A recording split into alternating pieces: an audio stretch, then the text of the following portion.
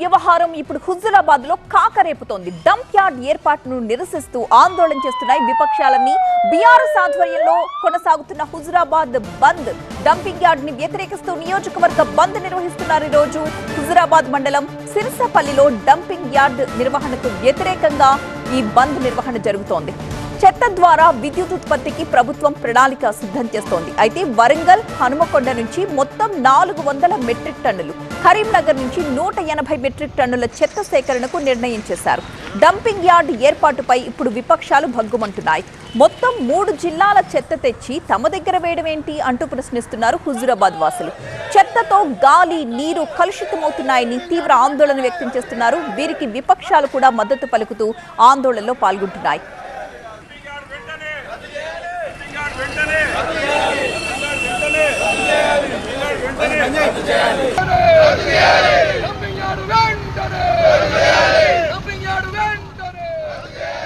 ఇప్పటికే ఆందోళనలోకి దిగిన విపక్షాలు డంపింగ్ యార్డ్ నిర్ణయాన్ని ఉపసంహరించుకోవాలంటూ డిమాండ్ చేస్తున్నాయి. హుజురాబాద్ బంద్ కు సంబంధించిన మరిన్ని డీటెయిల్స్ మా సీనియర్ కరెస్పాండెంట్ సంపత్ అందిస్తారు.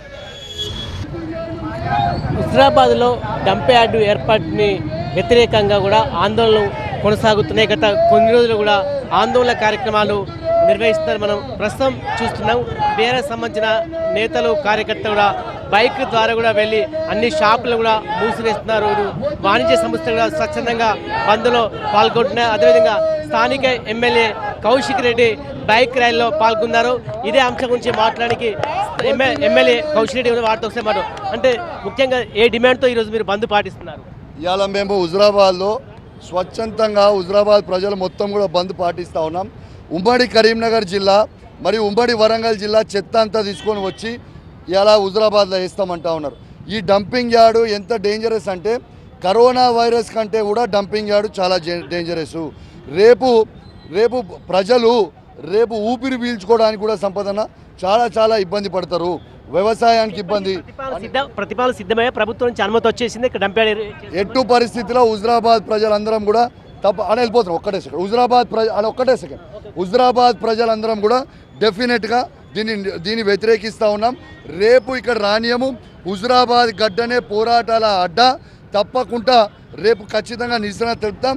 మీ TV9 ద్వారా కూడా నేను తెలియజేస్తా ఉన్నాను. దయచేసి ఈ డంపింగ్ యార్డ్ని వెంటనే రద్దు చేయాలి. రేపు టెండర్లో ఎవరైనా పాలు పంచుకుంటే మాత్రము ఆ కాంట్రాక్టర్ని ఎవరు కూడా హుజురాబాద్ ప్రజలు పనిచేయరు. దయచేసి అప్రమత్తంగా ఉండాలని అందరికీ కూడా హెచ్చరిస్తూ ఉన్నాను. హుజురాబాద్ గడ్డ అంటేనే పోరాటాల అడ్డ అని తెలియజేస్తా ఉన్నాను. ఎమ్మెల్యే కౌశిక్ రెడ్డి చెప్తున్నారు, ఎట్టి పరిస్థితుల్లో కూడా హుజురాబాద్లో డంప్ యార్డ్ని కూడా ఏర్పాటు చేయబోయాము. ఎవరైనా టెండర్లో పాల్గొంటే అడ్డుకొని తీరుతామని చెప్తూ మన విజువల్స్లో చూడవచ్చు. పెద్ద సంఖ్యలో కూడా బైక్ ర్యాలీ కూడా నిర్వహిస్తున్నారు. పలువురు స్వచ్ఛందంగా కూడా ఈ బంద్లో పాల్గొంటారు. ఎందుకంటే ఇటు కరీంనగర్, వరంగల్ నుంచి సేకరించిన చెత్త అంతా కూడా హుజురాబాద్లో డంపు చేయనున్నారు. దీని కారణంగా దుర్వాసన వస్తుంది. హుజురాబాద్ ప్రజలు అనారోగ్యానికి గురే అవకాశం ఉన్న నేపథ్యంలో ప్రభుత్వం వెంటనే స్పందించి నిర్ణయాన్ని కూడా ఉపసంహరించుకోవాలని కూడా ఇక్కడ స్థానికులు కోరుతున్నారు. అదేవిధంగా అన్ని పార్టీలు ఇదే విధంగా డిమాండ్ చేస్తే ఒకవేళ ప్రభుత్వం దిగిరాకపోతే ఆందోళన కార్యక్రమం మరింత ఉధృతం చేస్తామని కూడా నేతలు హెచ్చరిస్తున్నారు. కెమెరా పర్సన్ సలీంతో సంపత్, TV9 హుజురాబాద్.